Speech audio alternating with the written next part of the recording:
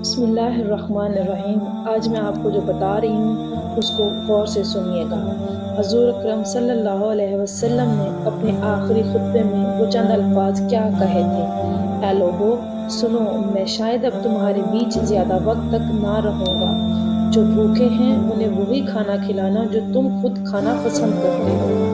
جو غریب لوگوں کو وہی کپڑے دینا جو تم خود پہننا پسند کرتے ہو۔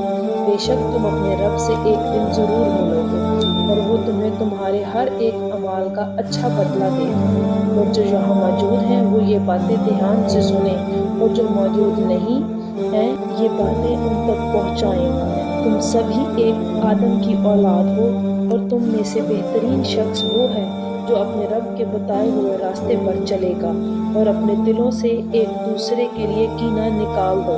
اور قیامت تک تمہیں اس بات کا خیال رکھنا چاہیے کہ ایک مسلمان دوسرے مسلمان کا بھائی ہے، اور سبھی کا ایک دوسرے پر حق ہے۔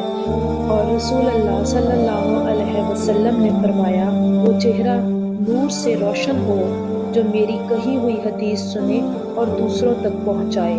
سبحان اللہ۔ اللہ تعالی ہم سب کو اسلام دین کے رستوں پر چلنا نصیب کرے۔ آمین ثم آمین۔